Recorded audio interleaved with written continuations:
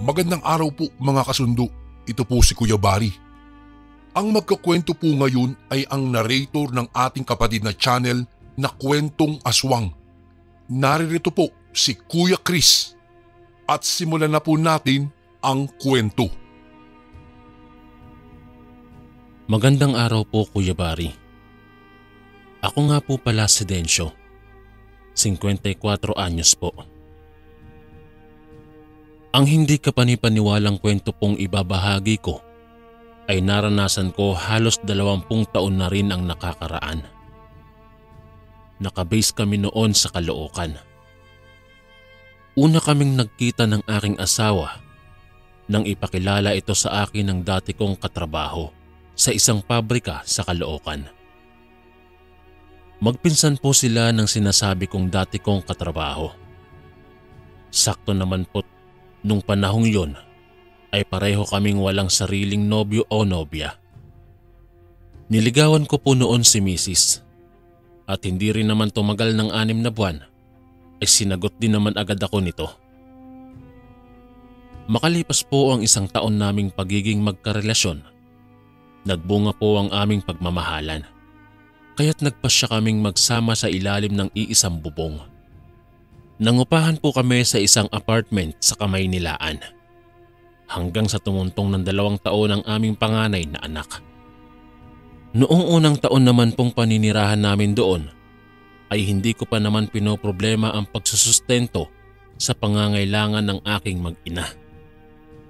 Subalit dumating po ang araw na unti-unting nalugi ang pabrikang pinagtatrabahuhan ko hanggang sa ito ay tuluyan ng nagsara.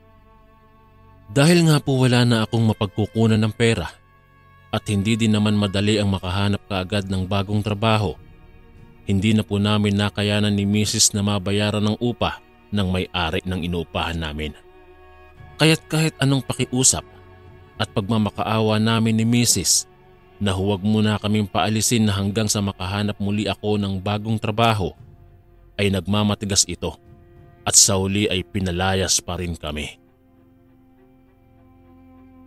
Dahil walang-wala po talaga ako noon ni 1 sentimo sa bulsa, napilitan po kami ni Mrs. sa kalsada muna matulog pansamantala habang naghahanap po ako ng pwedeng mapasukan. Kahit kaunting kita lamang ang matanggap ko. Naging kargador po ako sa palengke. Subalit yung kinikita ko ay sumasapat lamang sa pagkain naming mag-iina. Madalas nga ay kulang pa. Kaya po ay hindi pa rin kami makahanap ng pwedeng maupahan. Minsan ay may ibang mga taong madadaanan kami na mag-aabot ng pagkain sa amin at perang pambili ng gatas ng aking anak. Ayoko nga pong tanggapin dahil para bang nanliliit ako sa aking sarili. Oo nga't naninirahan kami sa kalsada, pero hindi ko tinuturing ang mga sarili namin bilang mga pulubi. Subalit sa tuwing masisilayan ko ang anak naming nilalagnat at nangangayayat dahil walang gaanong nutrisyong nakukuha mula sa gatas ni Mrs. dulot ng kakulangan sa masustansyang pagkain, napipilitan po akong isantabi ang aking dignidad at tatanggapin ng limos. Isang araw po noon ay bumagsak ang malakas na ulan. Ginulat kami ng biglaang pagtahol ng alagang aso naming si Doming na natagpuan lang namin noong pagala-gala sa kalsada. Nang lumingon po ako sa kung saan nakatuon ang atensyon ni Doming, isang payat na matandang lalaking nakasuot ng basang kamiseta at pantalon ang nasilayan kong tumatakbo patungo sa aming pwesto sa tapat ng isang saradong tindahan ng tinapay kung saan kami sumisilong ng aking mag-iina. Nanginginig po ang katawan nito nang makalapit sa amin. Basang-basa din ang kanyang katawan. Kaya po kinuha ko ang makapal naming kumot at ibinalot yon sa katawan ng matanda upang mabawasan ang lamig na kanyang nararamdaman. Hiramin niyo po muna itong kumot namin, tatang. Mukhang nilalamig kayo ng sobra eh. Ako nga rin po ay halos manigas na rin sa lamig ng panahon. Wika ko sa matanda Napatingin ito sa akin at hindi man sabihin ng kanyang bibig, ang nangungusap nitong mga matay tila bang nagsasabing, "Salamat." "Salamat, iho." Tugon ni Tatang habang manginginig-nginig pa rin ang mga labi sa sobrang lamig. Nginitian ko lamang po ito at sinenyasan ako ni Mrs. habang hiniheles si Junjun at nginunguso yung tinapay na nakalagay sa plastic sa likuran ko.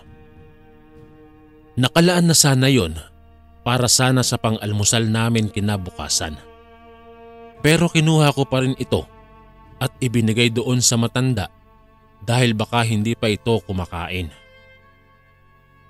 "Tatang, baka po nagugutom kayo. Kainin niyo na po itong pandesal." Iniabot ko ang isang balot ng tinapay. Subalit tumanggi po ang matanda. Nakangiti itong nagwika ng pasasalamat. Ngunit hindi daw siya kumakain ng tinapay. Tumango-tango na lamang po ako at tinanong ang matanda kung gaano na rin siya katagal na naninirahan sa kalsada. Bahagya itong natawa at tumugon na mayroon daw siyang sariling tirahan. Napagpasyahan niya lamang daw umanong maglakad-lakad ng saktong umulan ng malakas at wala siyang ibang masisilungan. Ibinalik nito ang parehong tanong sa akin at kinuwento ko po kung paano kami pinalaya sa dati naming inuupahan dahil sa kawalan ng pambayad, dulot ng pagsasara ng pabrikang dati kong pinagtatrabahuhan.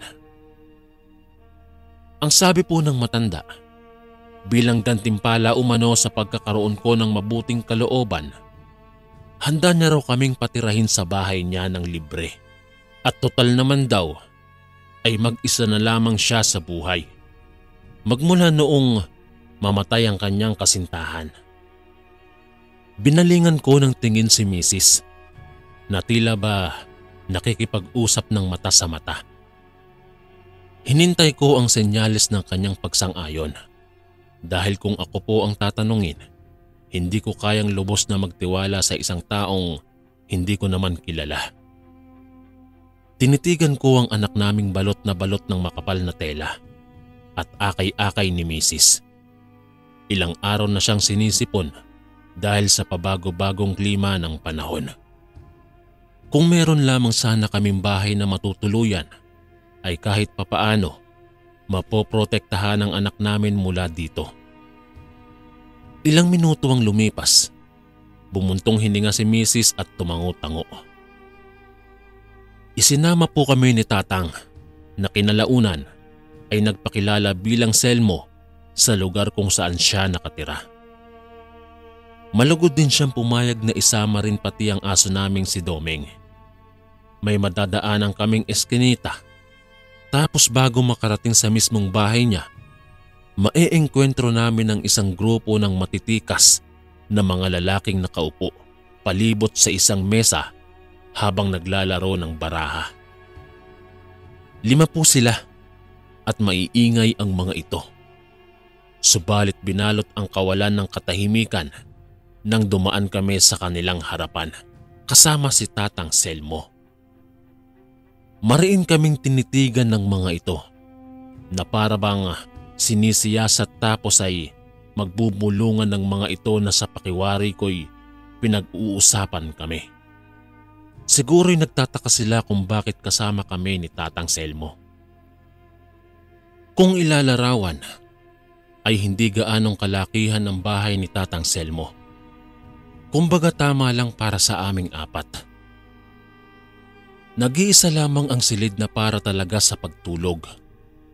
Ang sabi po ni Tatang, kung ayos lamang daw sa amin, ay okupahin na lamang namin yung sala bilang matutulugan. Isara na lang anya namin yung bintana at pintuan para hindi masyadong malamig. Syempre po'y hindi na kami nagreklamo. Utang na loob namin kay Tatang ang pagkakaroon namin ng matutuluyan. Si Domeng naman ay doon sa kusina namin pinatulog. Naging maayos naman po ang paninirahan namin sa bahay ni Tatang Selmo. Hindi naman po ako nagkamaling pagkatiwalaan ng matanda. Wala naman pong naikikwentong negatibo si Mrs. tungkol sa matanda. Kaya't kampante po ako kahit gabi pa ako umuwi galing trabaho. Maliban po kasi sa pagkakargador sa palengke, nagsa-sideline din ako sa pagko-construction. Bitbit ang pasalubong para kay tatang at sa aking mag-ina. Binagtas ko ang madilim na eskinita pauwi sa bahay ni Tatang Selmo. Gabi na po noon at walang masyadong ilaw sa daan. Kaya't hindi ko namalayan ang biglaang pagsulpot ng 5 matitikas na lalaking palagi kong nadadatnang naglalaro ng baraha sa tuwing ako'y pauwi. Pinalibutan nila ako. Tila ba ako'y pinagtitripan. Para bagang tipikal na mga basagulerong madalas na maengkwentro sa syudad. Ngunit kahit hindi man po gaanong maliwanag ang paligid, natitiyak ko pong nasilayan ng aking 2 mga mata kung paano iyong isa sa kanila'y inilabas ang 2 matutulis na mga pangil at ang biglaang paghaba ng mga kuko nito. Ang mga mata nito'y naging kulay dugo at inilabas nito ang napakahaba nitong dila na kung tatantyahin ay aabot ng 15 pulgada.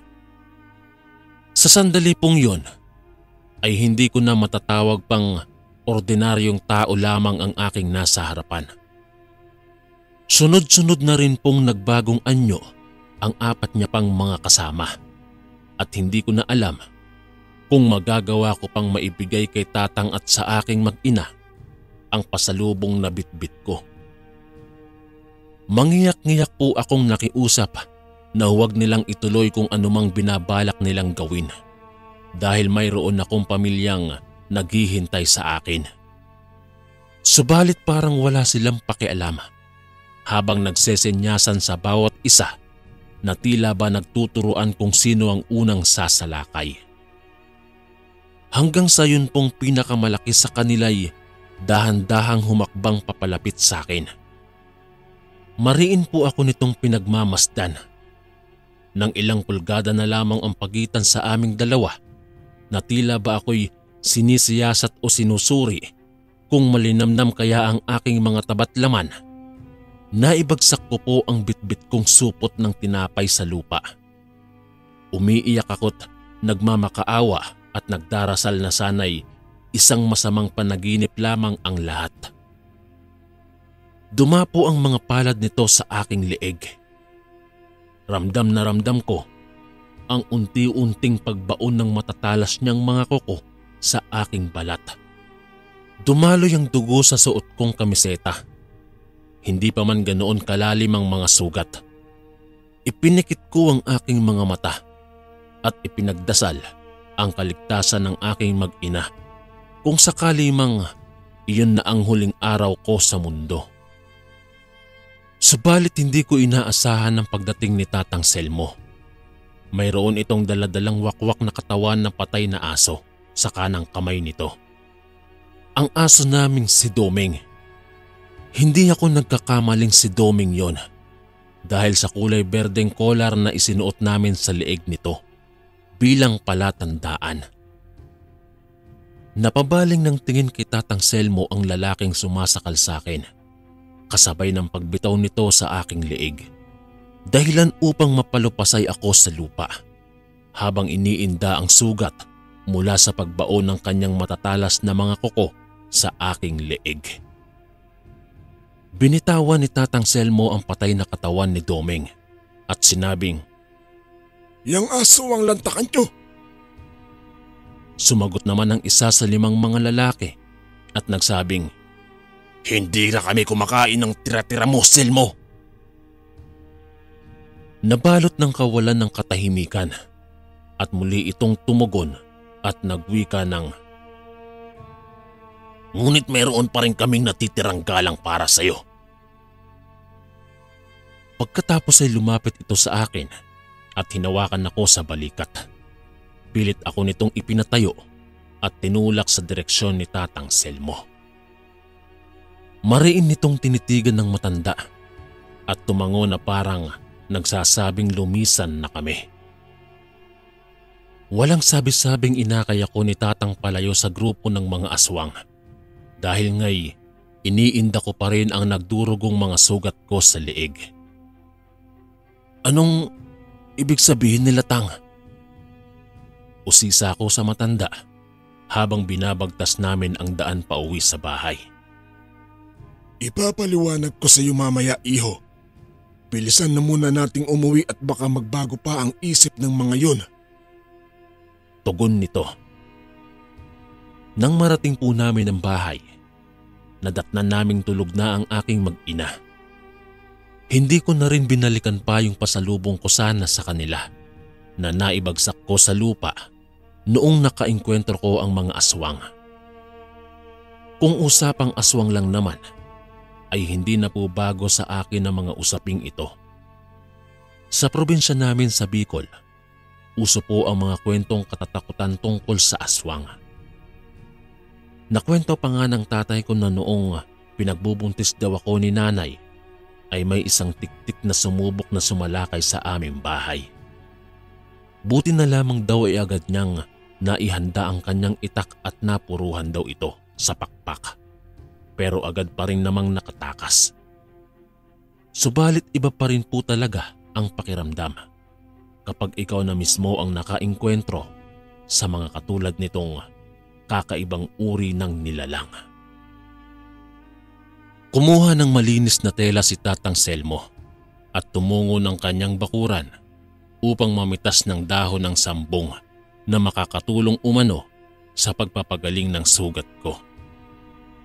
Binayuot niya ang ilang piraso ng mga dahong pinitas niya at inilapat iyon sa mga kalmot ko sa leeg pagkatapos ay binalot ng malinis na tela. Isinalaysay po ni Tatang Selmo kung ano ang kwento sa likod ng koneksyon niya doon sa grupo ng mga aswang na muntikan ng sumalakay sa akin. Ang sabi niya ay dati siyang kasapi ng grupo. Opo, Kuya Bari. Si Tatang Selmo ay isang aswang at ang mas nakakagulat na katotohanan pa'y siya ang hari ng mga aswang. Kumbaga siya ang pinakaginagalang ng kanyang mga kauri sa angkan ng mga aswang. Sa umaga kuno, para lamang silang mga ordinaryong tao. Ngunit sa gabi ay gumagala sila sa madilim na daan at naghahanap ng mabibiktima. Hanggang sa hindi niya inaasahang iibig siya sa isang ordinaryong dalaga na walang kaalam-alam tungkol sa kanyang pagiging kakaibang nilalang.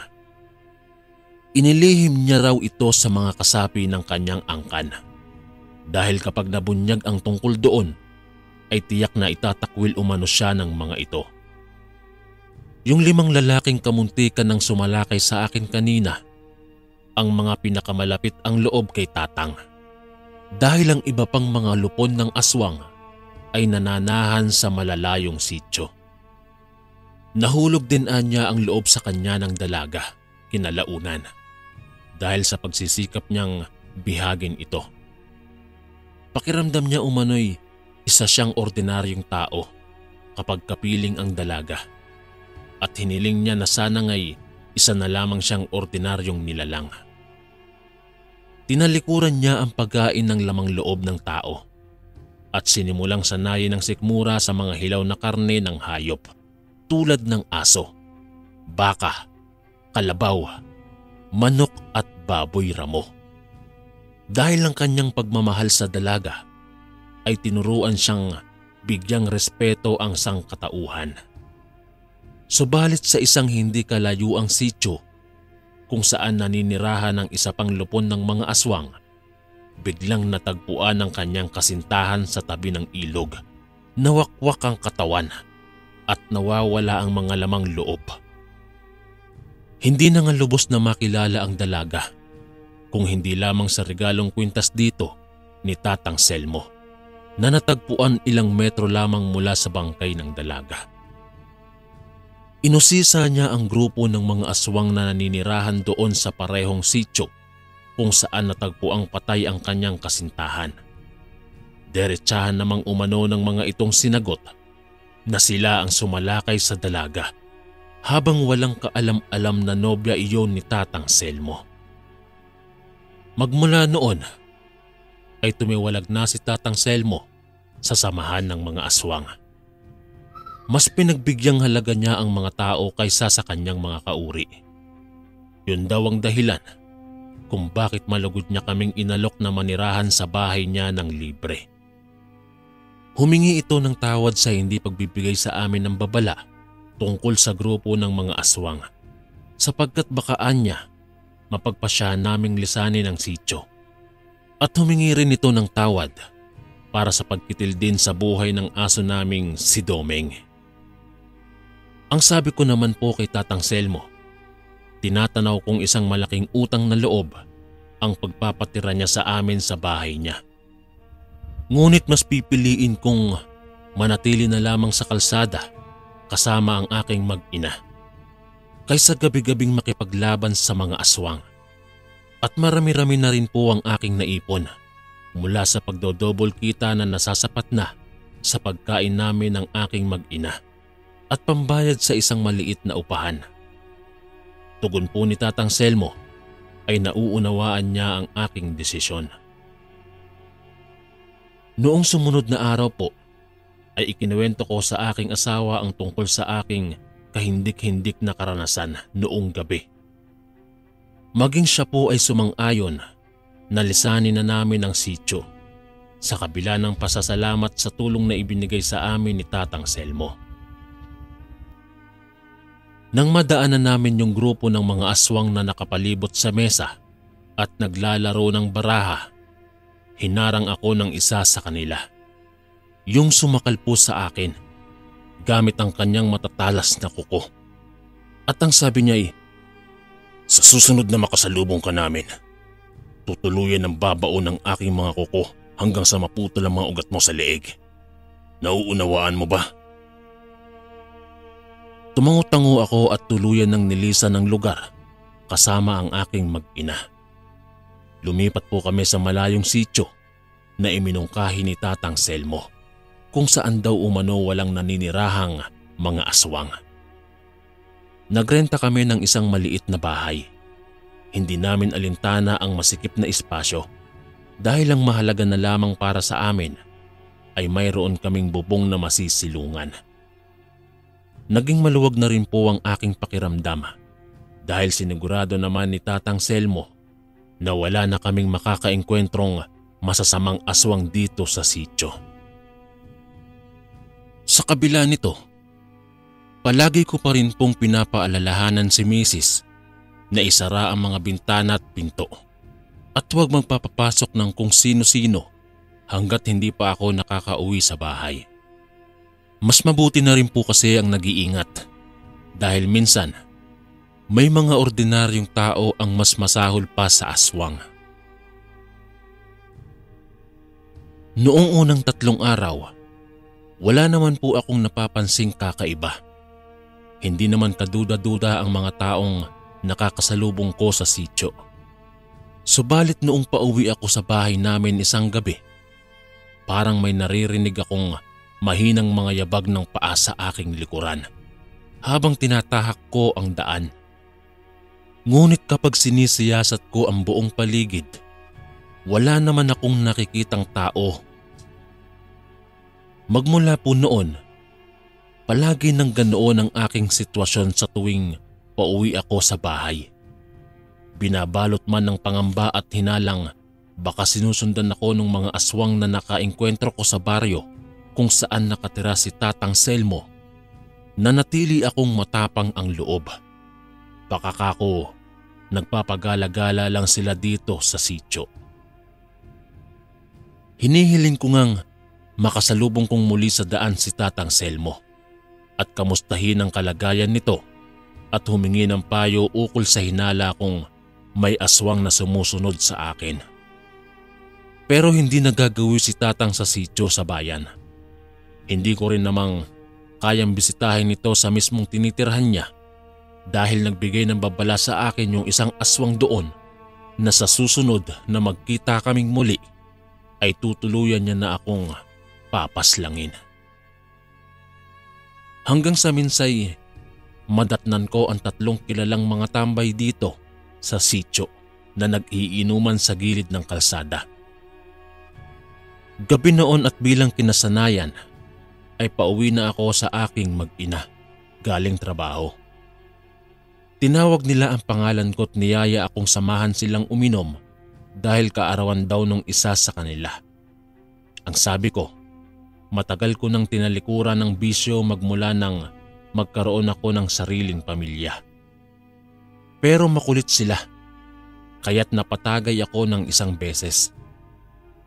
Pagkatapos ay nagpaalam na akong uuwi na, ngunit nagpumilit sila na isa pang tagay, lalo na iyong si Lito na siyang nagdidiwang ng kanyang kaarawan. Sabi pa nito ay kung tatanggi daw ako ay insulto ito para sa kanya dahil nga kaarawan niya. Inutusan ako nitong umupo sa isang bakanteng silya at maglaan pa ng oras upang samahan sila. Iginiit ko namang hinihintay na ako ng aking mag-ina at sila na lang kakuwang uminom.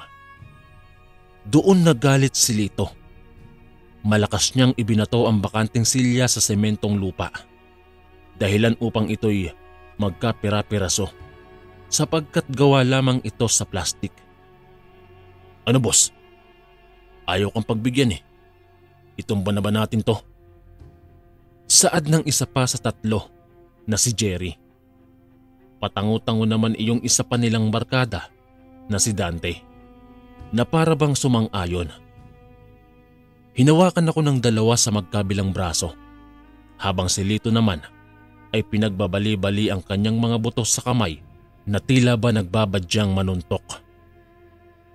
Hanggang sa hindi nga ako nagkamali, tumama ang kamao nito sa sikmura ko. Napasuka ako ng dugo sa lakas ng impak ng kanyang pagsuntok. Kinuha nito ang isang maliit na patalim sa kanyang bulsa at itinutok iyon sa aking leeg. Nagbanta itong gigilitan niya ako kapag nagtangka akong sumigaw. Kaya't wala akong ibang nagawa kung hindi ang itikom ang aking bibig. Minalas pang sa mga oras na iyon ay tulog na ang mga tao, kaya't walang nagawi upang sumaklolo. Pinasadahan niya ulit ako ng malakas na suntok, samantalang yung 2 ay mahigpit ang hawak sa aking mga braso. Kaya't hindi ako makapalag. Napadasal na lang akong hindi sana ako umabot sa kritikal na kalagayan. Maya-maya pa, tila ba dininig ako ng Diyos. Nang makita ko mula sa hindi kalayuan ang isang lalaking naglalakad papalapit sa amin. Seryoso ang mukha nito't nanlilisik ang mga mata. Napatigil si Lito at napatitig doon sa lalaki. Tumigil ang lalaki sa aming harapan at mariing tinignan si Lito ng mata sa mata. Nakasara ang mga kamao nitong animoy nagbabadyang manuntok. Ngumisi-ngisi naman si Lito. Ano? May bala ka bang sakluluhan to? Saad nito habang nakatuon ng hintuturo sa akin. Tumawa naman ng malakas sina Jerry at Dante na nananatiling nakahawak sa aking mga braso. Samantalang ako na may umaasang sasagipin ako nung lalaki. Tinitigan ni Lito ang lalaki mula ulo hanggang paa habang pangisingisi na animoy minamaliit niya ito. Ngunit naglaho ang tapang nito at ng 2 niya pang mga kasama nang magbagong anyo ang lalaki at madiskubre naming isa itong aswang. Dala ng takot, nagmamadaling tumakbo papalayo ang 3. Ako na may bumagsak ang katawan sa lupa dahil sa labis na sakit na pambubugbog ni Lito. Nang mawala ang 3, bumalik sa anyong tao ang lalaki at tinulungan ako nitong makatayo. Nagulat ako sa inasal nito. Sino ka? Tanong ko dito. Tsaka ito nagpakilala bilang ang matapat na kaibigan ni Tatang Selmo na si Gerson. at ipinaliwanag na inatasan siya ni Tatang Selmo na bantayan ako at ang aking mag-ina. Tama raw ang hinala kong may sumusunod sa akin tuwing pauwi dahil siya daw yun na palihim na nagmamatsyag. Nagpasalamat ako sa kanya at nakiusap na iparating din ang aking pasasalamat kay Tatang Selmo dahil hindi pa rin kami nito pinababayaan. Naitanong ko rin ukol sa kalagayan ng matanda. Tiniyak niya namang nasa mabuting kalagayan ito. Magmula noon, wala na pong nagtangkapang manggulo sa akin dahil alam nilang may isang aswang na sa akin palaging nakaantabay. And again, maraming salamat po mga kasundo. Don't forget to subscribe and i-click nyo lang po yung bell na button para updated po kayo sa mga upcoming videos namin na paparating. Maraming salamat po ulit. God bless and ingat po lagi dyan. Ito po si Kuya Bari at ako ang Sundo.